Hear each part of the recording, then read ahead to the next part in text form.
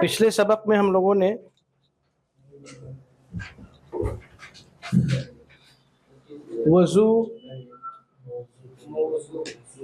वज़ू का तरीक़ा और मौज़ू पर मसह करने का तरीक़ा सीखा था, है ना।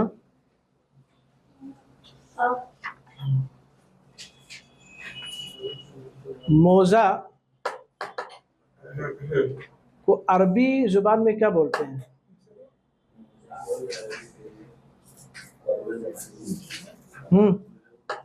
मोज़ा को अरबी ज़ुबान में क्या बोलते हैं? लिखा हुआ आपके उसमें, पढ़ें आप।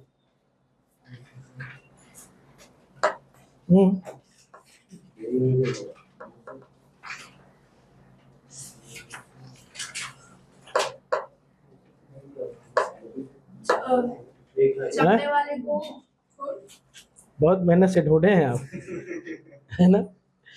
चलिए मेहनत करें तो ढूंढने में। हाँ, और कपड़े वाले को जुराब। फिर से बोलिए। चमड़े वाले मोजे को खुफ, खा और फा, खुफ।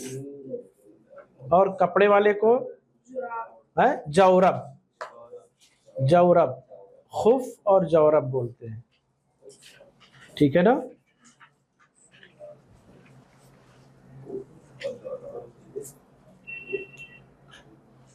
मोजे पर मसा करने का तरीका क्या है? मोजे पर कैसे मसा करेंगे आप बताओ बेटा। मोजे पर कैसे मसा करेंगे? मोजे के ऊपर ऊपरी वाले हिस्से पे। हाँ, कैसे? बस ऐसे ही हाथ थोड़ा नीचा देगा और उसको फेर देंगे ऊपर से। हाँ, ऊपर से, हैं, दाएं हाथ को दाएं उस पे, बाएं हाथ के बाएं उस पे। कितनी मरतबा? 3 मरतबा, 4 मरतबा, 2 मरतबा, कितनी बार? एक बार सिर्फ। इसमें 3 बार की कैद नहीं है, एक बार करना है बस, 3 बार 4 बार नहीं करना है। क्यों करेंगे आप? हमने क्या कहा था? दीन और शरीयत अपने अक्ल पर नहीं तौलना है ही ना। क्यों करेंगे आप? आपको किसने अथॉरिटी दी है? हमारी शरीयत ने तो अथॉरिटी नहीं दिया ना। हमारी शरीयत कह रही एक बार, अल्लाह के रसूल से एक बार साबित है तो हम वही करेंगे। दीन को अक्ल पर नहीं तौलेंगे, ये बात आ चुकी है। हज़रत अली रज़ी अल्लाह तआला अन्हु का कौल।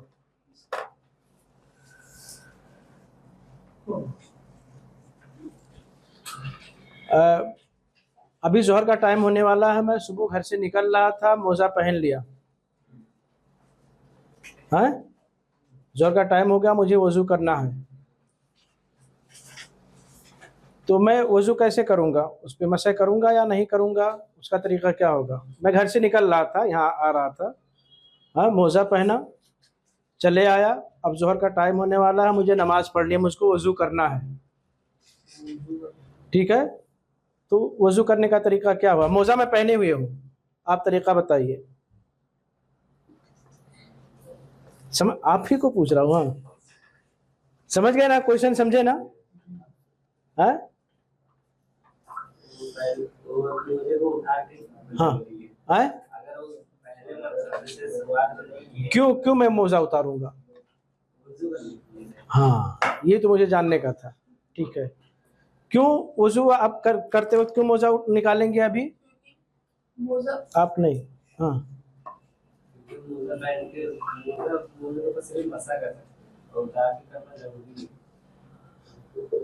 नहीं, आंसर नहीं, अभी आंसर नहीं दिए मुझे आपने बराबर। आप बताइए लास्ट में। आप, मैं मुंब्रा से निकला यहाँ आने के लिए, आप लोगों को पढ़ाने के लिए, है। मोजा पहना नहीं हूँ, क्वेश्चन बना रहा हूँ, है ना। मोजा पहना, ठीक है, यहाँ पहुँचा, अब जोहर का टाइम होने वाला अभी, है ना। 1 घंटे बाद, आधा घंटे के बाद जोहर की नमाज पढ़नी है, तो अब मैं वज़ू कैसे करूँगा? मोजे पर मसह कैसे करूँगा? समझ गए? हाँ, वज़ू बना के आप मोजा पहनेंगे तो ऊपर से मसा कर सकते हैं। अगर नहीं करे तो मुझे बताइए मैं क्या करूँगा? अभी वज़ू करने जा रहा हूँ मैं, मोजा बस यही चाहिए था मुझको, ठीक है। मोजा निकालना पड़ेगा इसलिए कि मोज़े पर मसह करने के लिए शर्त है, ज़रूरी है कि बावजू होकर के मोज़ा पहना गया हुआ। समझ गए ना? ठीक है। मैंने मोज़ा पहना, वज़ू करके मसह भी किया, है ना, लेकिन ज़ोहर का वक्त होते होते मेरा वज़ू टूट गया, मेरा वज़ू टूट गया, मैं मोज़ा पहने हुए हूँ, कल फिर हो करके ज़ोहर का टाइम हो गया। सवाल समझिए अच्छे से। मैं घर से निकला, मोज़ा पहन करके वज़ू कर लिया था, अभी वज़ू किया हूँ, टाइम था ज़्यादा, वज़ू किया, मोज़ा पहन लिया सुबह 8 बजे, ठीक है ना, वज़ू करके आया, यहाँ पहुँचा, है ना। अब ज़ोहर का टाइम होते होते मेरा वज़ू टूट गया, ठीक है। फिर दूसरा दिन आ गया, मैंने वज़ू किया, अभी ज़ोहर की नमाज़ पढ़ ली, ज़ोहर की नमाज हमने पढ़ी वज़ू करके, मसह भी किया, गौर से सुनना, अब मुझे मसह करना है ना, मसह हमने किया ज़ोहर के टाइम, वज़ू किया, मसह किया, ज़ोहर की नमाज पढ़ी। अब दूसरे दिन मुझे असर की नमाज पढ़नी, लेकिन अभी मैंने मोज़ा निकाला नहीं है, तो असर की वज़ू के लिए मुझे क्या करना पड़ेगा?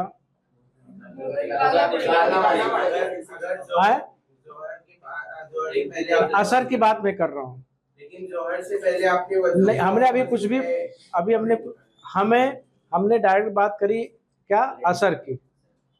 आपको उतारना पड़ेगा क्योंकि मुद्दत आपकी जो थी मुद्दत खत्म हो गई, हमने जोहर के टाइम मसह, और क्या है, हमने क्या बताया था उस दिन कि आपका जो पहला मसह होगा, आपने वज़ू करके पहना हुआ है, आपका वज़ू टूट गया है जोहर, कोई किसी भी टाइम आप जो भी पहला वज़ू करेंगे उस वक्त जो पहली बार आप मसह करेंगे वहां से आपके मसह का टाइम शुरू होगा। तो अगर मैंने आज 12 बजे शुरू किया था तो कल 12 बजे हमारी ये मुद्दत खत्म हो जाएगी, समझ गए ना। उससे पहले अगर हमने वज़ू कर लिया है, मुद्दत खत्म होने से पहले पहले हमने 11 ही बजे वज़ू कर लिया, मसह कर लिया, तो क्या मैं असर की नमाज, अभी वज़ू नहीं मेरा टूटा हुआ है, तो क्या मैं असर की नमाज अपने इस वज़ू से पढ़ सकता हूँ? ये दूसरा मसला है, ये अभी तीसरा मसला हो गया है ना, मसले पे मसला जा रहा है। पढ़ सकता हूँ, क्यों? गर्चे मसह का टाइम खत्म हो गया लेकिन मेरा वज़ू बाकी है। अब उसके बाद जब मेरा वज़ू टूटेगा है तो वहां पे निकाल करके फिर से मुझे करना पड़ेगा। ऐसे पढ़ाना हमने लास्ट में जी।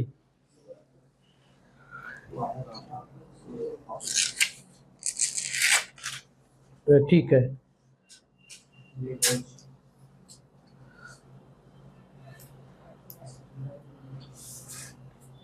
मोज़ों पर मसह करने का हुक्म कब बातिल हो जाता है, कब हम मसह नहीं कर सकते हैं? और ठीक है, मुद्दत खत्म हो जाती है, और मोज़ा निकाल दिए तो खत्म हो गया, जब गुस्ल वाजिब हो जाए। ठीक है, 3 चीज है। आज हम पढ़ेंगे गुस्ल के मसाइल। गुस्ल मतलब क्या होता है? नहाना। गुस्ल मतलब होता है नहाना। कुछ ऐसे औकात हैं, कुछ ऐसे टाइम हैं जिनमें गुस्ल करना वाजिब हो जाता है। गुस्ल करना वाजिब है, गुस्ल करना मुस्तहब।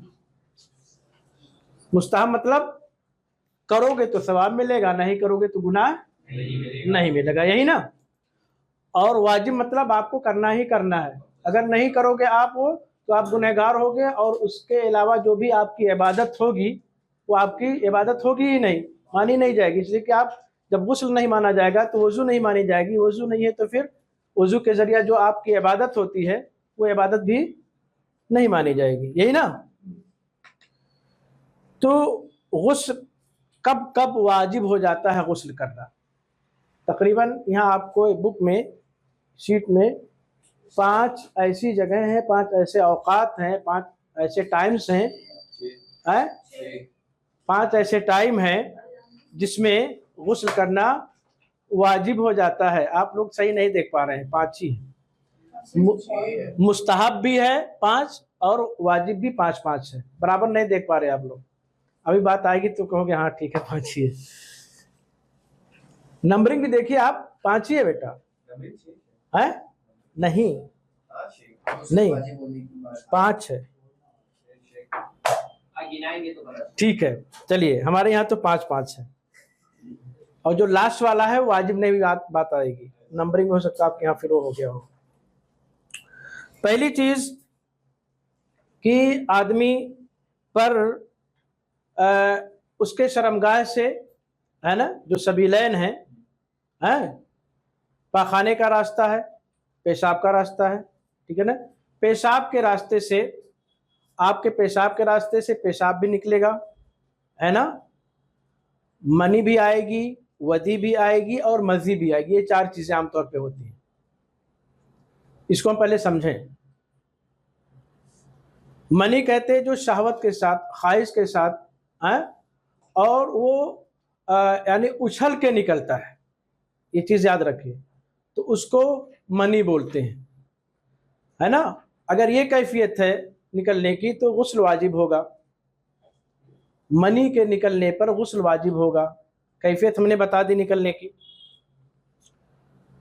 पेशाब तो आप समझ रहे हैं, 2 चीज़ें और, एक मज़ी है, एक वदी है। मज़ी है आप शहवत के साथ आप अपने बीवी से मिल रहे हैं, लेकिन शहवत से वो पानी नहीं निकल रहा है, टपक के निकल गया, है ना, उछल के नहीं निकला, तो उसको बोलते हैं मज़ी। वदी बोलते हैं आमतौर पे पेशाब से पहले या पेशाब के बाद, है ना, वो चीज़ निकलती है, कभी किसी को बीमारी जैसी हो जाती है और कुछ, तो वो चीज़ निकलती रहती है, उसको वदी बोलते हैं। वदी, मनी, मज़ी, वदी, ठीक है ना। ये 3 चीज़ें हो गई हैं। तो जो आप लोग 6ठी चीज़ देख रहे हो ना, वदी और मज़ी के बारे में वहाँ लिखा हुआ है, अभी बाद में बात आएगी। तो अगर किसी इंसान के पेशाब के रास्ते से मनी खारिज होता है तो गुस्ल वाजिब हो जाएगा, गुस्ल वाजिब हो जाएगा। नंबर 2, एहतलाम के वक्त।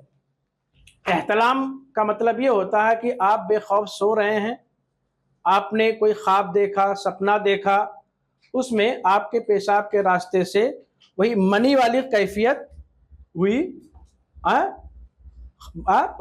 मनी निकल गया। लेकिन उसके लिए शर्त यह है कि जब आप बेदार हो तो आप अपने कपड़े को गीला पाएं। अगर आप सो गए, आपने सिर्फ ख्वाब देखा है ना, ख्वाब आपने देखा, आपको एहसास हुआ, लेकिन आपको जगने के बाद आपका कपड़ा भीगा हुआ नहीं है, आपने सिर्फ ख्वाब में देखा।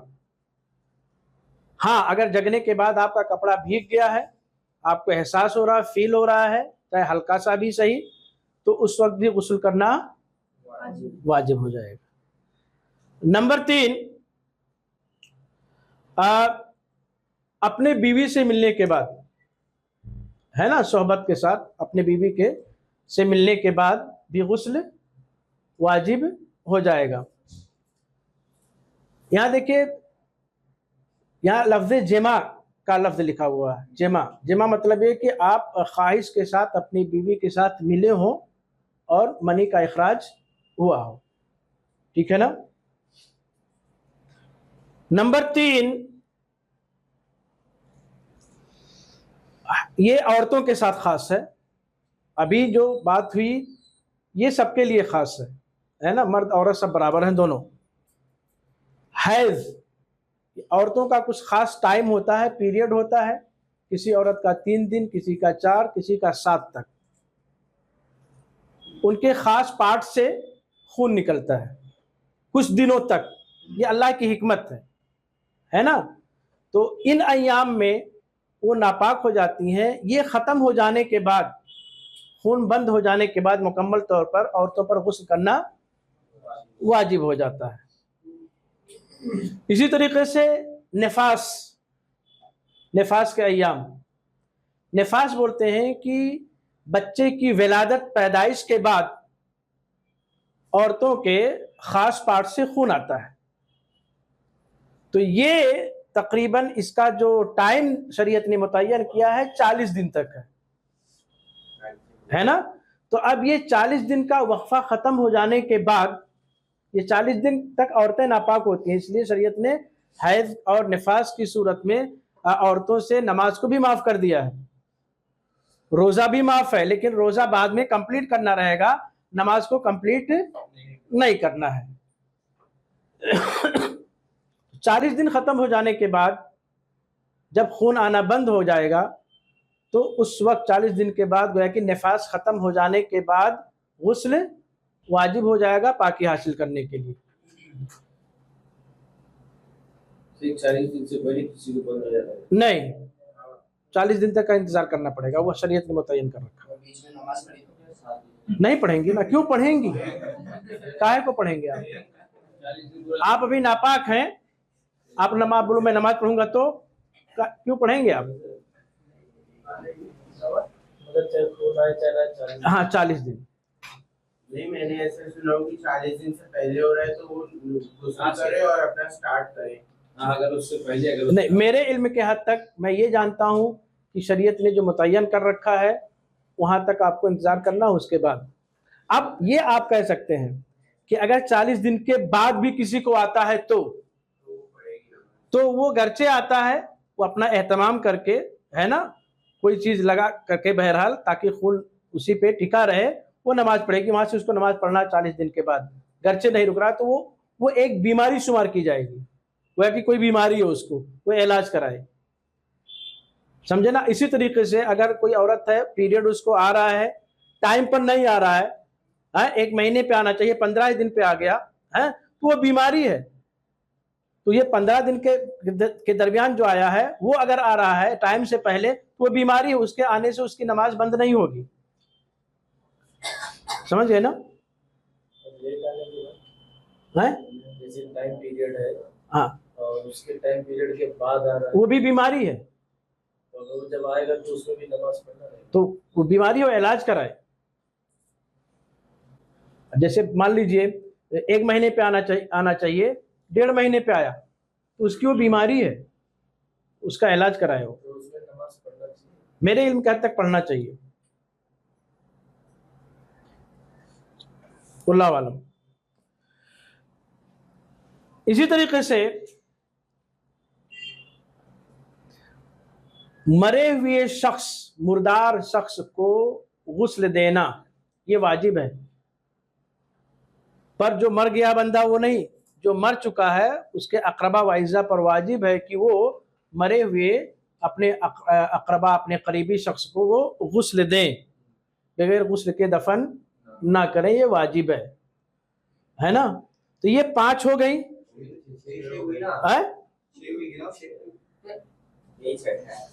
अच्छा, 1 2, हाँ हमारे यहाँ नंबरिंग गलत किया हुआ है।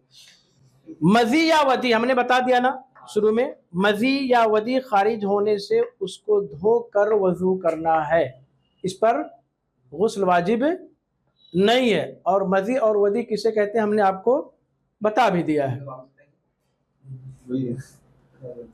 मनी तो पता है, मज़ी कहते हैं कि आप शहवत के साथ आप मिले अपने बीवी से, है ना।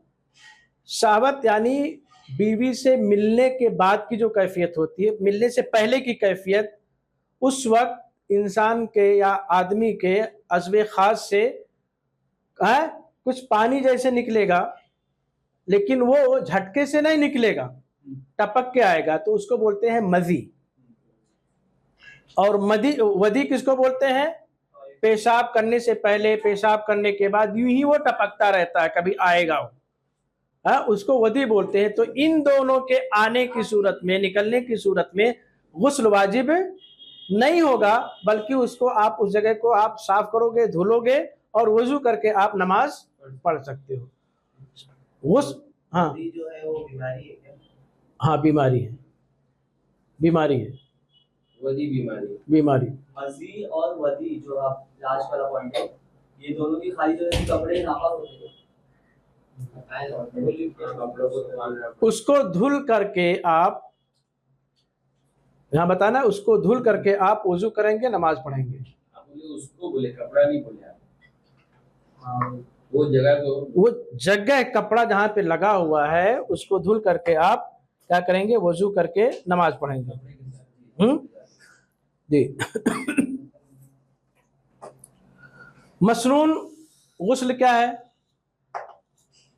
मसनून या मुस्तहब, मगर आप अगर करोगे तो सवाब मिलेगा, नहीं करोगे तो गुनाह नहीं मिलेगा। आप नहीं करते हुए भी आप उस काम को कर सकते हैं।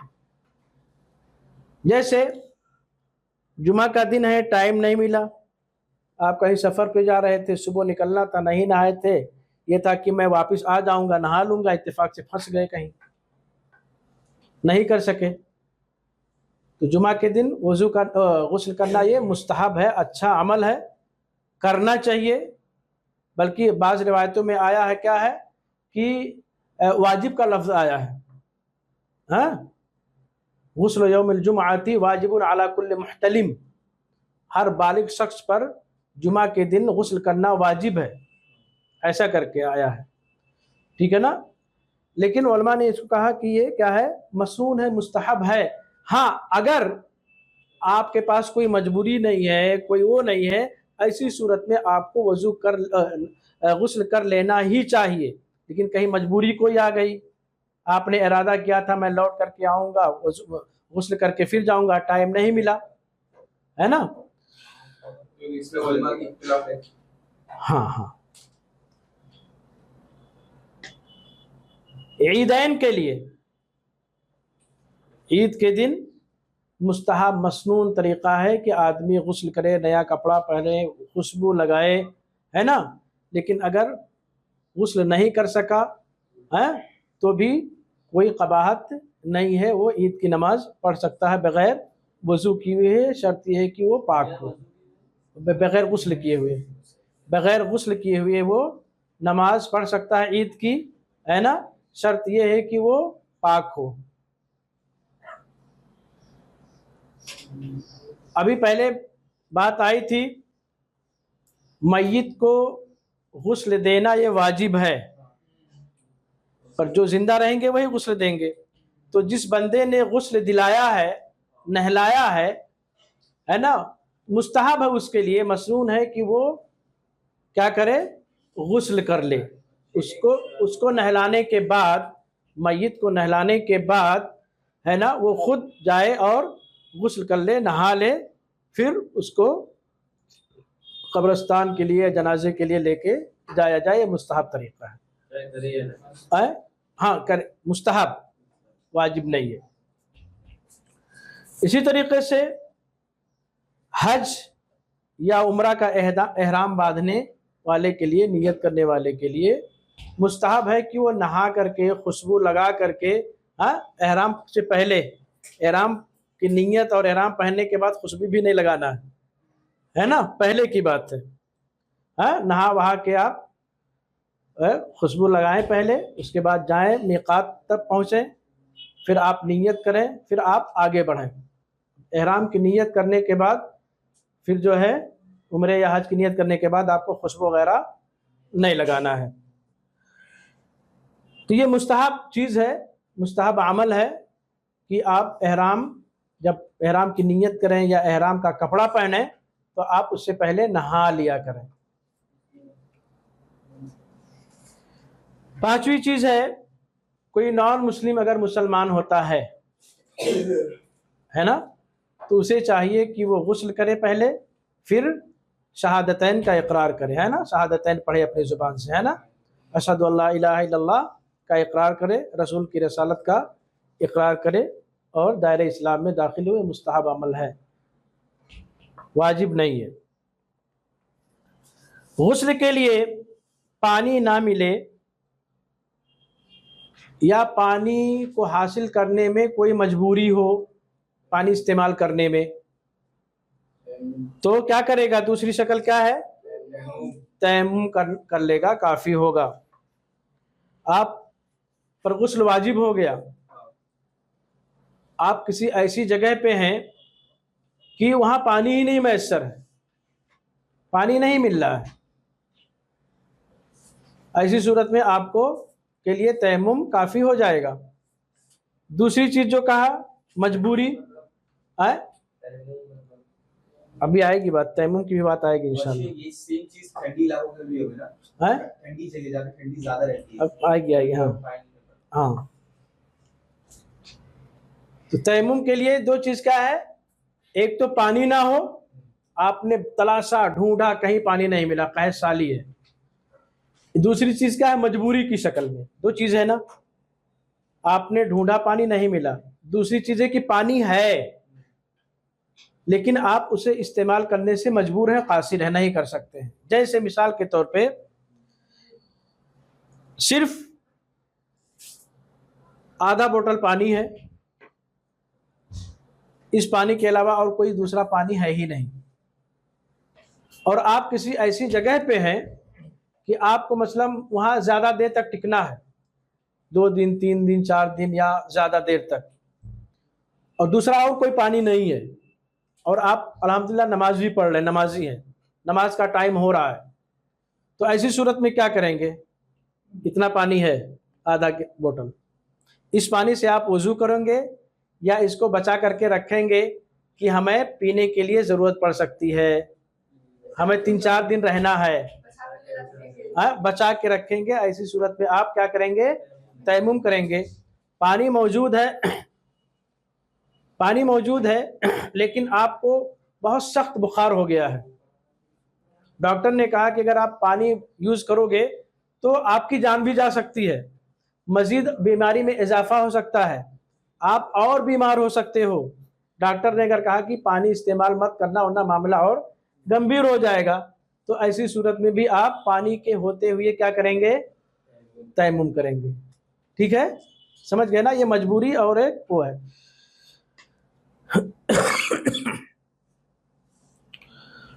गुस्ल का तरीका क्या है? गुस्ल जनाबत, नापाकी वाला गुस्ल। आदमी नापाक हो गया है, उसको गुस्ल करना है। गुस्ल जनाबत का तरीका क्या है?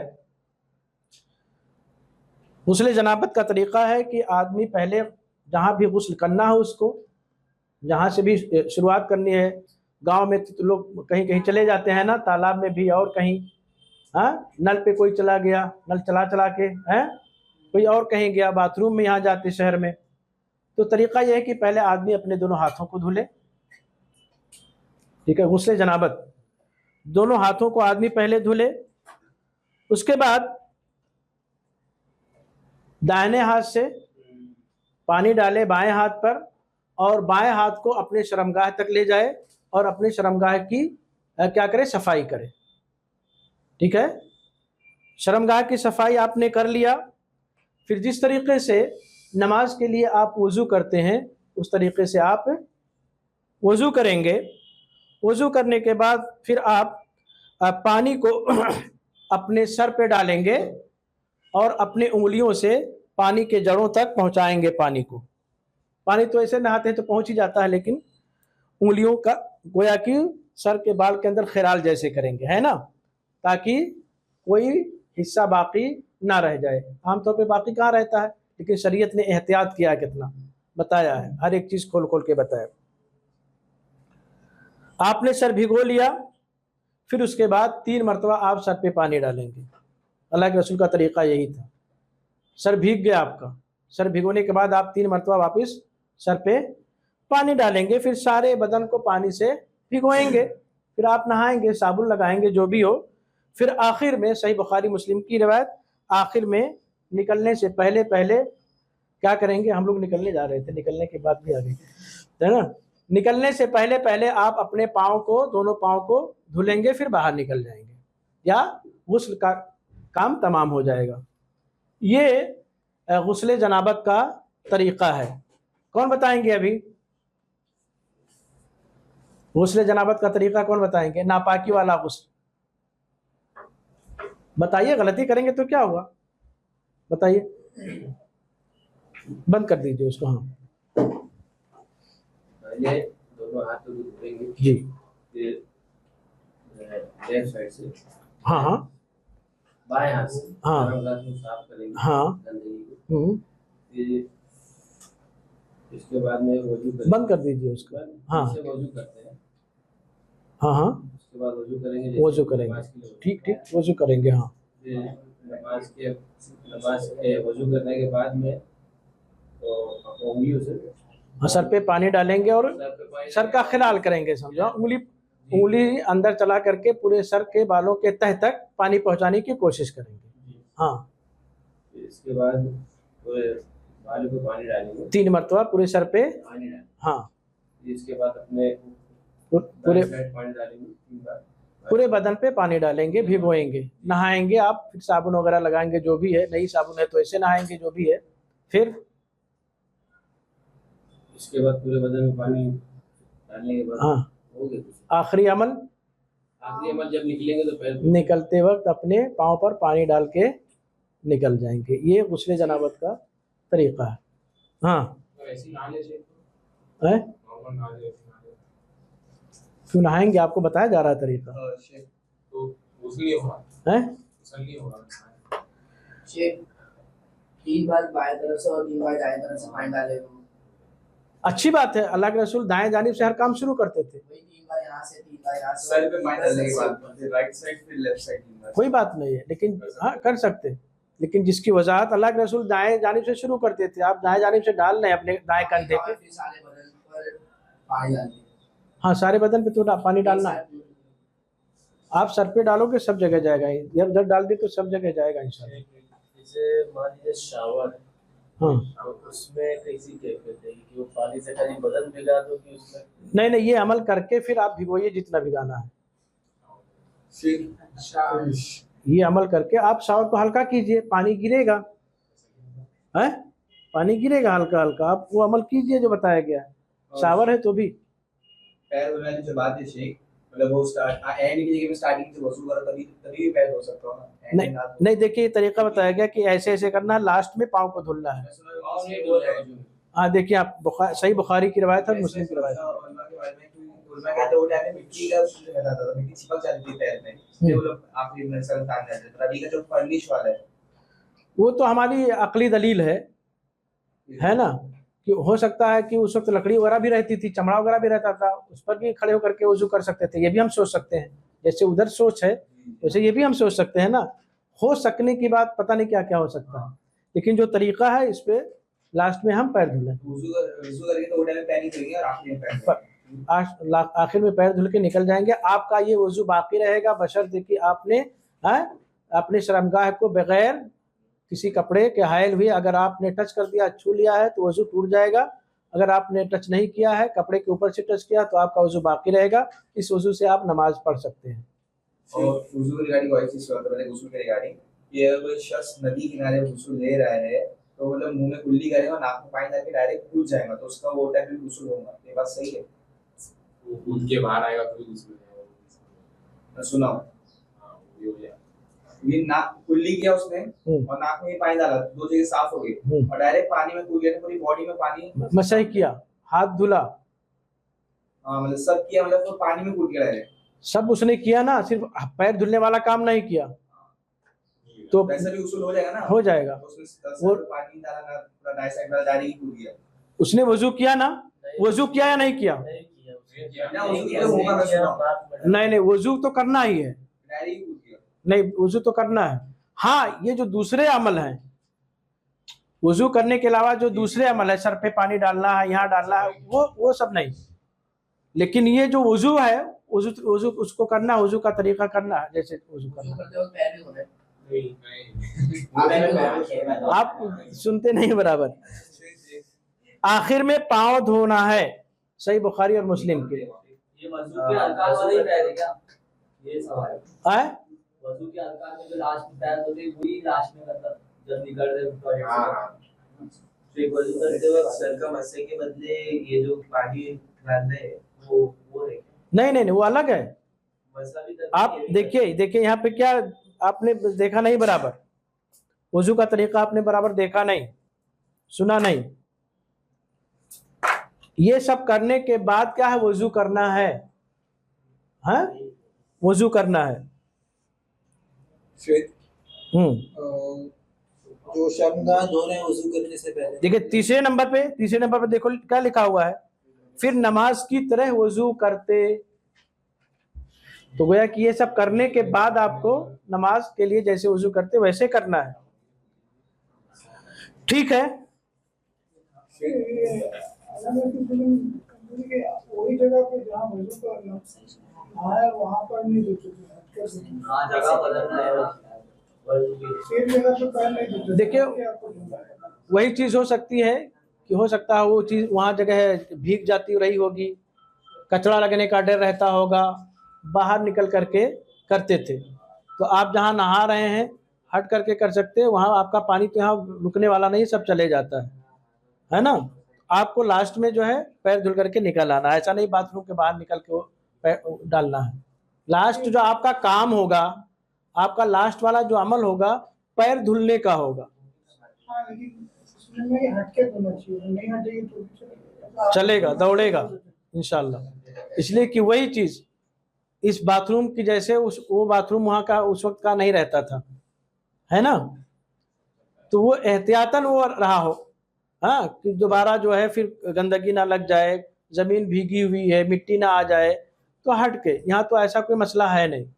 तो हमें ये देखना है कि हमारा जो लास्ट आखिर वाला काम होगा वो पैर धुलने का होगा। और फिर कपड़ा नहीं पहन सकते अंदर, पैर धो के निकल लो। अरे भाई तो आप पूरे घर में वैसे चलेंगे निकल के? नहीं अंदर पहनने का कपड़ा बाहर पहनना हाँ पहनना है वहाँ पे। आपको अगर देखिए कपड़ा तो पहनना है तो आप अंदर कपड़ा पहनने के लिए, बगैर कपड़े के आप घर में कैसे टहलेंगे? हैं अकेले हैं तो भी इतना तो अल्लाह रब्बुल आलमीन सबसे, अल्लाह रब्बुल आलमीन को सबसे ज्यादा शर्म आती है, हया आती है ना।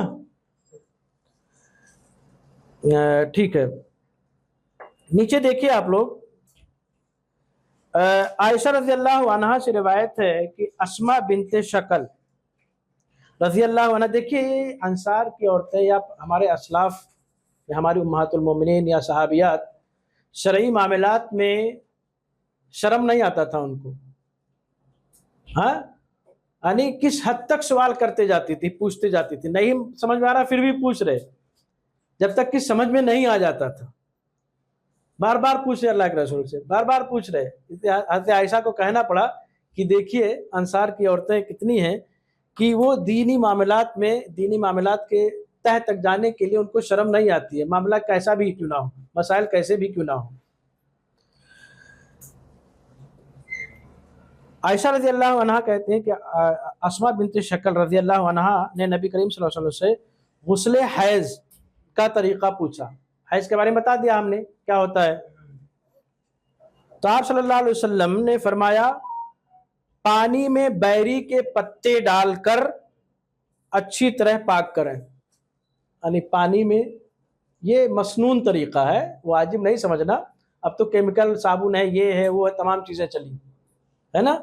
तो बैर के पत्ते से मतलब ऐसी, वो बैर का पत्ता ऐसा होता है कि उससे सफाई ज़्यादा हो जाती है, खुशबू भी थोड़ी आने लगती है। हाँ बैर का पत्ता डालते थे, अभी भी मैयत वगैरह को गुस्ल देते हैं, पानी में डालते हैं, पानी को गर्म करते हैं, है ना, हल्का नीम गर्म, फिर उससे गुस्ल देते हैं। तो उससे क्या थोड़ी खुशबू भी आती है और मैल कुचल भी उससे साफ होता है। तो बैर के पत्ते को पानी में डालें, है ना, उसके बाद अच्छी तरीके से पाकी हासिल करें, अल्लाह के रसूल ने बताया। फिर अपने सर पर पानी डालें और अच्छी तरह मलें ताकि पानी बालों की जड़ों तक पहुंच जाए। ये किसके पूछने पर बताया अल्लाह के रसूल ने? अस्मा बिनते शकल रज़ी अल्लाह ताला अन्हा के पूछने पर। फिर सारे बदन पर पानी बहाएं, फिर खुशबू लगाई हुई रुई से पाकी हासिल कर लें। देखिए जब अल्लाह के रसूल ने कहा कि खुशबू, वो रुई जिसमें खुशबू लगी हुई हो उससे पाकी हासिल करें, है ना, उससे लगा करके पाकी हासिल करें। तो ये चीज समझ में नहीं आई उनको, अस्मा बिन्त शकल को समझ में नहीं आई। अब देखिए फिर पूछ रहे, मतलब है कि उनको समझ में आना चाहिए, मसला कितना क्यों ना अहम हो, कितना शर्म वाला मसला क्यों ना हो, फिर भी शर्म नहीं आती। अस्मा ने कहा, या रसूलल्लाह, उससे पाकी कैसे हासिल करूं? नहीं, रूई में खुशबू लगा करके पाकी कैसा है? अल्लाह के रसूल इशारा किनारे में बता रहे थे, इशारा कर रहे थे, खुल के नहीं बोल रहे थे, समझे ना, खुल के नहीं बता रहे थे। अल्लाह के रसूल इशारा में कह रहे थे कि रूई में खुशबू लगाओ फिर पाकी हासिल करो। अस्मा रजी अल्लाह अन्हा के समझ में बात नहीं आ रही, वो पूछ रही कि अल्लाह के रसूल, ये रूई में खुशबू लगा के हम कैसे पाकी हासिल करें? इशारा नहीं समझ पाए। तो क्या कहा अल्लाह के रसूल ने? फरमाया सुभान अल्लाह। अल्लाह के रसूल सुभान अल्लाह कहना पड़ा। अभी भी नहीं समझे, मैं इशारे में बात कर रहा हूं, अस्मा ने फिर भी नहीं समझा। उससे पाकी हासिल करूं, अल्लाह के रसूल ने फिर कहा सुभान अल्लाह, उससे पाकी हासिल करो। आयशा रजी अल्लाह अन्हा ने आहिस्ता से कहा कि खून की जगह पर रख ले। अल्लाह के रसूल यही नहीं कह पा रहे थे, अल्लाह के रसूल यही चीज नहीं कह पा रहे थे, इशारा में बात कर रहे थे। हत्या अस्मा नहीं समझ पा रही थी, फिर भी बार बार पूछ रही थी। यानी मसला जब तक समझ नहीं पा रही थी हमारे सहाबियात, उस मसले के हद तक जाती रहती थी, पूछती रहती थी, जब तक समझ नहीं जाती थी, शर्म नहीं आती थी उनको, है ना। तो हज़रत आयशा को समझाना पड़ा कि रूई में खुशबू लगाओ और जहां से खून निकलता हुआ उसको रख लो, ताकि खुशबू आ जाए, पाक हो जाए और वो साफ हो जाए। फिर अस्बा ने गुस्ले जनाबत के बारे में दरियाफ्त किया। आप सल्लल्लाहु अलैहि वसल्लम ने फरमाया, पहले अपनी शर्मगाह को अच्छी तरह धोएं, फिर अपने सर पर पानी डालें और अच्छी तरह मलें ताकि पानी बालों की जड़ों तक पहुंच जाए, फिर सारे बदन पर पानी बहाएं। आयशा रजी अल्लाह अन्हा, टाइम ज़्यादा हो गया, रजी अल्लाह अन्हा कहती हैं कि निअमन निसाउ निसाउल अंसार लम यकुल यमनअहुन्ना अल हयाउ अन यतफक्कहना फिद्दीन। अंसार की औरतें कितनी बेहतरीन, कितनी अच्छी हुआ करती थी, है ना। अंसार की औरतें कितनी अच्छी, कितनी भली और कितनी बेहतरीन हुआ करती थी कि वो दीन की बातें पूछने में शर्म महसूस नहीं करती थी। जब तक वो समझ नहीं जाती थी, कुरेद कुरेद कर पूछती रहती थी कि ये क्या है, ये क्या है, वो क्या है। गुस्ले शेख आ गया इंशाल्लाह, वह कंप्लीट भी हो गया है। अस्सलामु अलैकुम रहमतुल्लाहि व बरकातुहू।